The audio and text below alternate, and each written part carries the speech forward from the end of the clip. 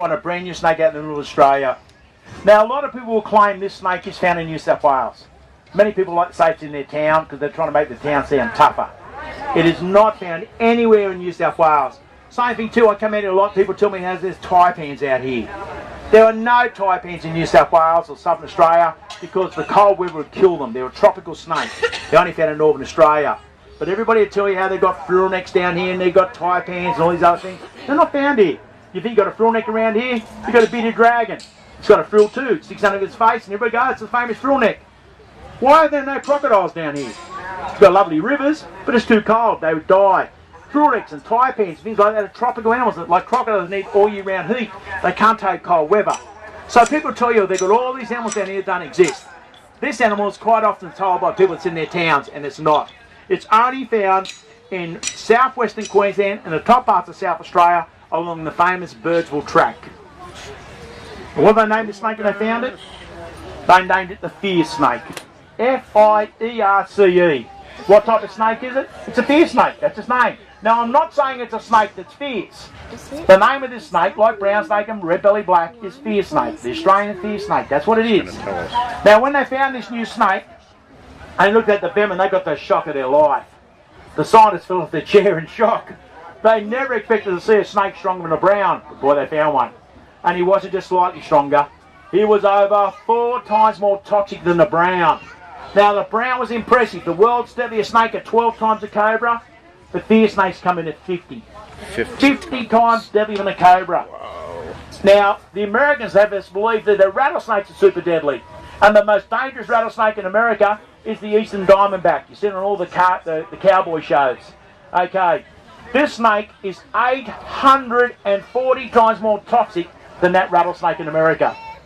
The Americans wouldn't know a poisonous snake and they fell on one. That's a poisonous snake. Now, Junior here is only a youngster, born on my house about 4 years ago. Already he's about 1.5 meters long. I can tell you he's got a lot more growing to do yet. He'll get up to over 2.5 meters. He doesn't have a very big head, but he doesn't really need it. If he got hold of you now, that little head just chewed on you for a second, just got hold of you, just went, and let go. In that short little bite, he might have injected about 6 to 8 little drops of venom. I mean, what's that going to do? That's nothing. Some of the other snakes will fill half a beaker. Well, those 6 to 8 little drops of venom are enough in your system now to kill 1,000 fully grown men or 10 elephants. Now, after hearing that, I still get people asking me, would you die if it bit you? What a dumb question. That's like saying if you stay alive if a Tommy bomb goes up beside you. No, I'm pretty sure you're going to die. A better question would be, if you're bitten by this snake, how long would you have to live?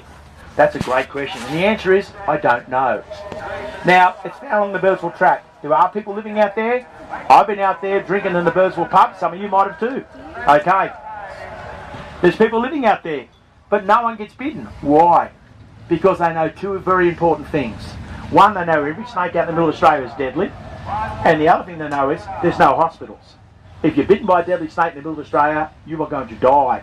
And the closest hospital is 1,000-2,000 kilometres away, you're not going to make it. So, what are the people learn to do out in the middle of Australia? When they see a snake, they leave them alone. They don't take any chances. They leave every snake alone that they see. They never go their way to kill it or chase it or do anything to it. They just leave them alone, they give them respect. And guess what? No one gets bitten by any snake out there.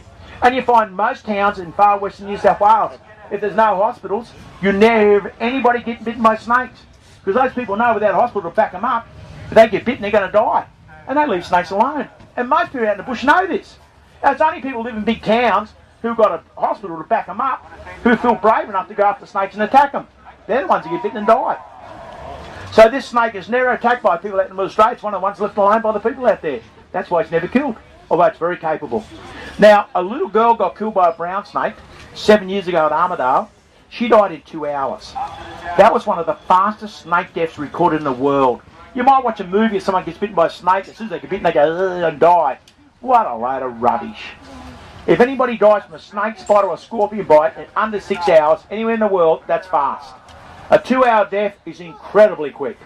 I reckon you got bitten by one of these and got you in a blood vessel. You could be unconscious in about 20 seconds and possibly dead in 2 to 4 minutes. Not hours, minutes. This is why the Americans reckon this snake has the equivalent of an atomic bomb in its mouth. So we can thank our lucky stars. This snake doesn't live around people's backyards in the cities and around big towns where stupid people would have a go at it, because we'd have dead people lying everywhere.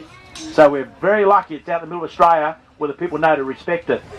People who live around towns who think it's good fun to kill snakes, this guy would kill them back real quick.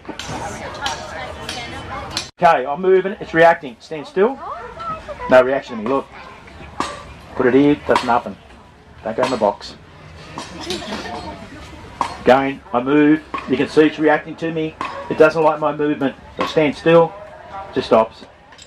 Instantly, all snakes are the same. And yet, I get people telling me, oh no, Bob, the other day a snake saw me from 100 metres away, start chasing me. There's no snake in the world can see over 3 metres.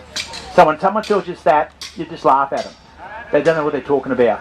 Well, unfortunately what happens is, most people see a snake come in their direction, and all the snake's doing is just going in that direction. But if anybody sees a snake come towards them, they think it's chasing them. If you're crossing a road, you see a car coming down the road, and it's heading in your direction, you don't say to people, a car was coming down the road to run me over. It's just going down the road. Now, you don't get hit by the car, what do? You get off the road, get out of the way. You see a snake coming towards you, just go to the side, let it go past you. It's not chasing you at all. But this is what everybody expects snakes to be doing. They don't do it. Every time someone told me they've been chased by a snake, and I dissected their story down, you can see they didn't have a clue what the snake was doing. It wasn't chasing anybody. They physically can't chase you. So guys, I hope you enjoyed the show today. I hope you left here realising there's no need to be scared of snakes. Show them respect. Always dress properly in the bush and leave them alone.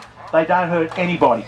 Remember, when you get told that you've got to kill a snake because it's dangerous, that's the only time a snake is dangerous, when you go to kill it. You leave them alone, they don't bite you, they're as dangerous as a butterfly. Remember, they've got to bite to be dangerous, and they bite no one who leaves them alone. So when you go home today, you start telling people what you learned today, you're always going to get some idiot going to turn around and say, oh, I've been chased by a snake, you don't know what he's talking about. You have them explain to you how a deaf blind creature with no legs chased them. Okay, thanks very much, guy. Hope you're having a great day.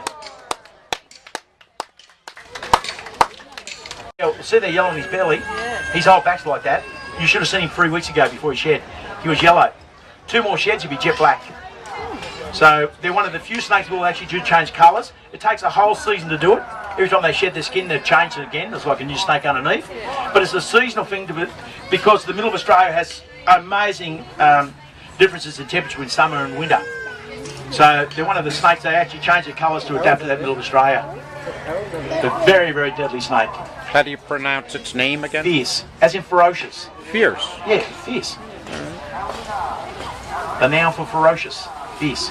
That's an inland python. Yes, but we don't use that name because the normal people, just like everybody thinks the king brown is a super deadly snake, if I said this was an inland taipan, people go, so that's a taipan. It's nothing like the taipan. Yeah. People don't understand this too. So by calling it the fierce snake, it makes it different from the taipan. Do you have an inland one here? This is the coastal one? No, my taipans are too big.